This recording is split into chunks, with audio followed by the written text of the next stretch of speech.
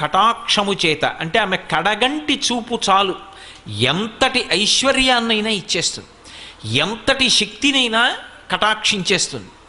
అంత గొప్ప చూపు కలిగినటువంటి తల్లి కనుక, చూపుల చేత పోషించగలిగినటువంటి తత్వం ఉన్నది కనుక, తన చూపుల చేత లోకమంతటినీ కూడా అనుగ్రహించగలిగినటువంటిది కనుక ఆ తల్లికి లక్ష్మి అని పేరు వచ్చింది.